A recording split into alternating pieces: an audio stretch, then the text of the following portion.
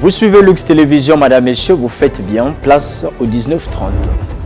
Malabo, capitale de la Guinée équatoriale, a abrité ce 7 juin la 26e session ordinaire de la conférence des chefs d'État et de gouvernement de la CEAC, Communauté économique des États de l'Afrique centrale, session à laquelle a pris part le président de la République, son Excellence Denis Sassou Nguesso.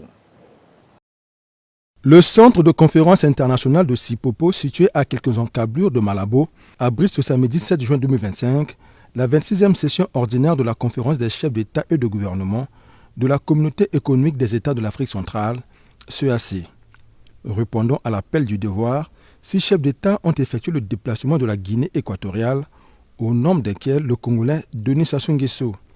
Le président de la République, très attaché au panafricanisme, a toujours donné une place de choix à l'intégration régionale et sous-régionale dans son agenda international. Consolider les acquis de la réforme de la CEAC pour accélérer l'intégration régionale et la construction d'une communauté de destin en Afrique centrale, c'est le thème de ces assises. Un thème révélateur des aspirations profondes des 11 pays qui constituent cette communauté économique. La cérémonie d'ouverture a été ponctuée par 4 allocutions, parmi lesquelles celle du président de la commission de la CEAC, Gilberto da Piedade Verissimo, qui a présenté les acquis et les défis de son mandat amorcé en septembre 2020.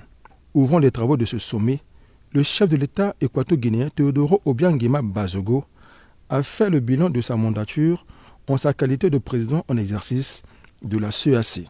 La 24e session ordinaire de la conférence des chefs d'État et de gouvernement de la CEAC a marqué le début de la présidence de la République de Guinée équatoriale le 9 mars 2024. Dès le début de ce mandat, nous avons établi une feuille de route qui expose les défis actuels qui entravent la consolidation de notre processus d'intégration.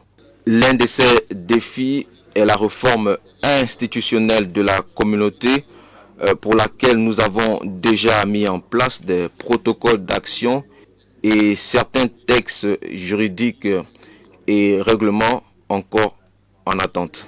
Au cours de la 25e session, la conférence a félicité la Commission pour les avancées dans ces réformes, où elle a chargé la Commission d'accélérer la création de tous les organes et tous les textes nécessaires à la mise en œuvre du traité révisé, conformément à la décision adoptée par les chefs d'État et de gouvernement lors de la 17e session ordinaire du 30 juillet 2020.